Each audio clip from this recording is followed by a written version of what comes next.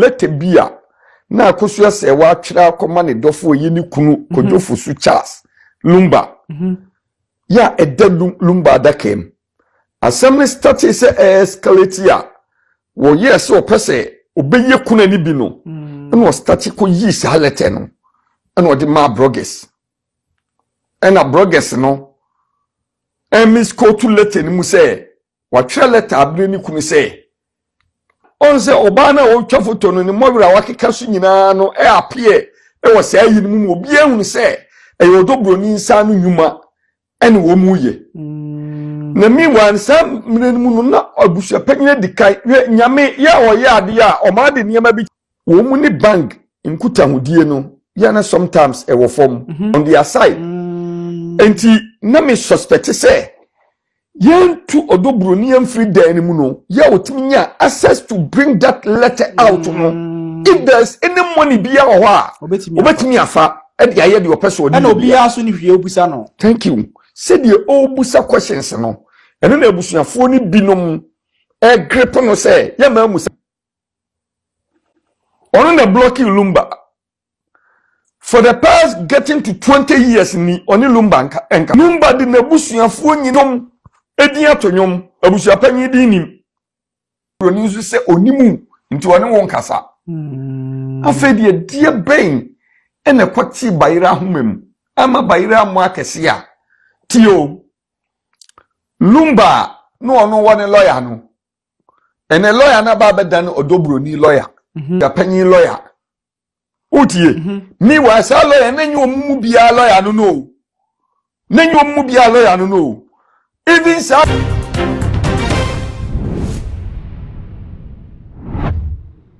Abusia a free bra court eko asetina na ye maami akosia se wan injunction ya odi court so that Lumba na mu ni na ye yo no so a wo kire se nke be ya court no efa injunction ento so san ne mo ba ko menu bi osusu se abusia no eno no anko adwene mu na wo mutu sa anamo na court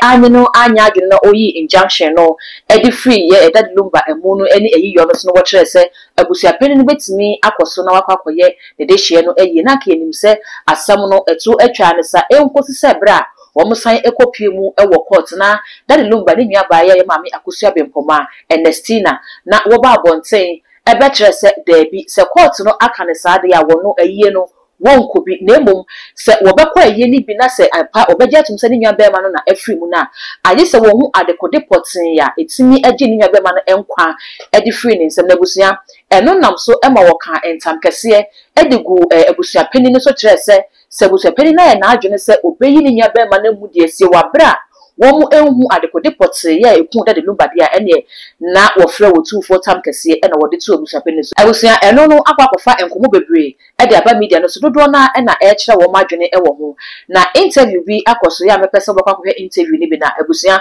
we no so no so different angle ena eba na openi kyerɛ se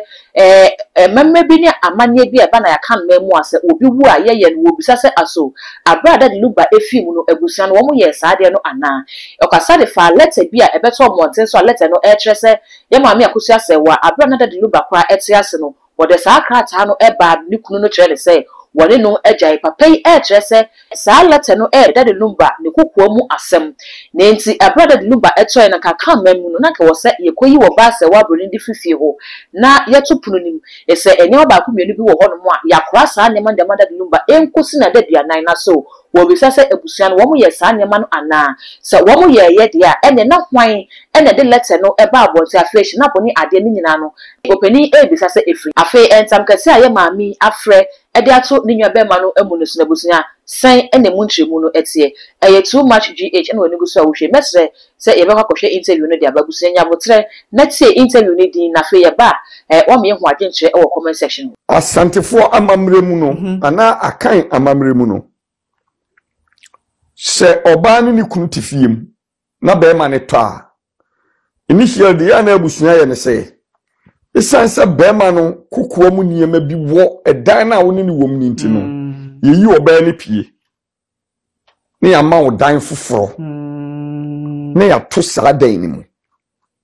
ebi kura change key no ni ya ton ne ya di amani pa foforo until 40 days ene ebebie sa de no na bia niema bi wo ho a o se yehwehwe na da kem ni ehuna ni yahwehwe ni ehunu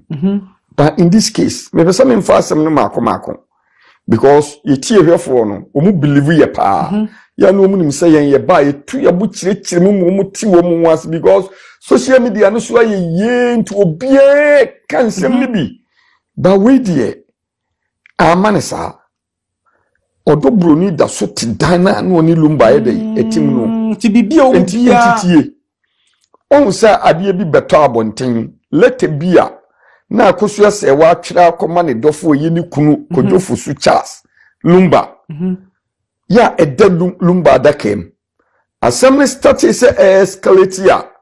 wo yes o pese obeye kuna ni bi no na o start ko yi sa lete no na o de ma bloggers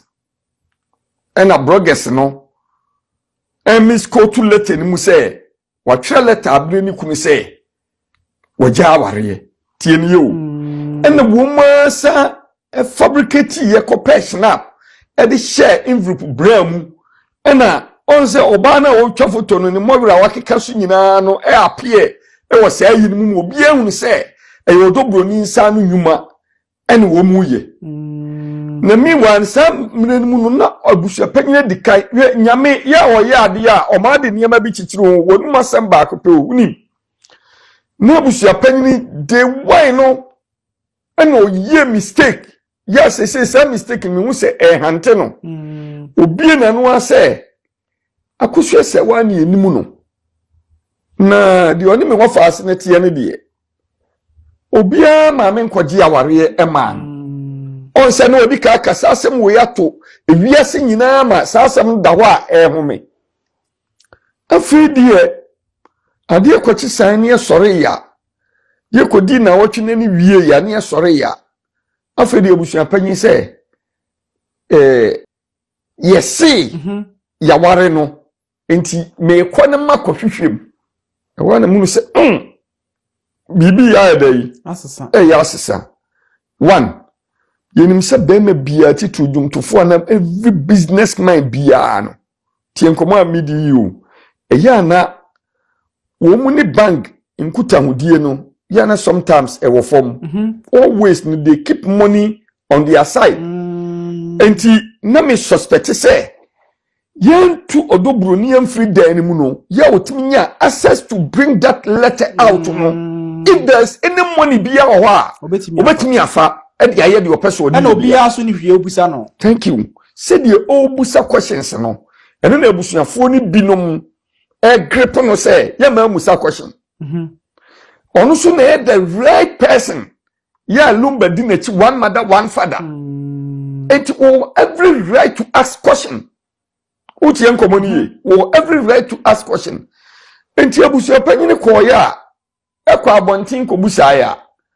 obaya afede o si ya ware odobroni nti man mienu nyina ba de ebeyi kuna odi campo odi letter kokoma akosu asewa na onu begina bontin ka se onu ni onimu no afede o si akosu asewa kra ja aware enti yese kra de odobroni nko na ebe de ya wa na obeyi kuna enti on se abusuapanyin no ase ni mani nyina ni statement ni nsisi so ayese obi a o pribibi no nya de wo hwehwe awie ayese ukọ Bible mu a on se so no ye very wicked person pa na ase ope David asem so na ota David pa do you know the reason why I saw the ne ba ekoma David ware wonu se so de ne ba ma David ware no ope David ekuno tie nkomo ni yo enti amesa de ne mane koja ne tamfo wa bra ne wonim eno ntinam di Saul and David eye example no amesa fin se wo wonu abema enti wo de ne mane jan not we no say wo de ne mane kwa koja ne tamfo ade ntina me kasa abusua panyi kura na Lumba kwa akopɛ adedie opa akoso adia odwai kura odi koye mantam odwa na ade akye ne odwai na gu ono na blocking Lumba for the past getting to 20 years ni oni Lumba enkasa Lumba di nabusuafo nyina to dwom edi atonyom abusua panyi di nim no single music yeah lumba share even makramun yeah wo bubu admakunya meche no mudin ebo ni nuama no mudin ebo ni maami amesa akra wa wudin ebo yonkufo di abusuapanyi di anyedai amem medi machi jamo admakunya meche no so odi na chija no enti lumba himself no ni bi onim so wo abusuapanyini enti no afa bonten sofo ayonko na di wo mayi wo mu de se wodi na chimpo ya dai eja wo mu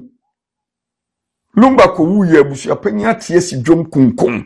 so ye abusuapanyi even o first call kra na e call odobro ni nso se onimu nti woni won kasa afedi die ben ene kwati bayira homem ama bayira mo akese a tio lumba no ono woni lawyer no ene lawyer na ba bedan odobro ni lawyer lawyer na ba bedan abusuapanyi lawyer otie ni wa sa lawyer nanyi omumu bia lawyer no nanyi omumu bia lawyer no even sa lawyer ikra no just recently yeah adada kedi wu ye no ana nzo nse na allegation bi pushi ko lumba so ensense bi pie ana ma lumba e ko sa chambers no e ko fa sa ayi what say lawyers ya omuye nti no omunye ne lawyer say ni lawyer onu omuye adwuma frichiti just recently ya adada kedi wu ye no ana o ko fa omu say ensam na amanfo keka no obi obeka sim bi ato no so ne kum dada kedi no no asi wom na sa lawyers no ani wom ayede adili o pe lawyer no na chese obi introduce baba jama associate no ema entabusia ensam se ne papa no asi achichechemu na ni nchechemu a wode aba no eno na yakwa akuti aba no oni papa ni a wakasa ye busia woni ne adwene anasa wonso wa fa ba bi ebia na woso kire se eno no na wosusu se omfa sa kwan so a ebetimi aboa ne nyina na busia be se so meye hu ewo comment section ho all the social media handles no ko ho a too much gh o subscribe no like na wa share na afofo so enye bia hwebidin e de dark code macro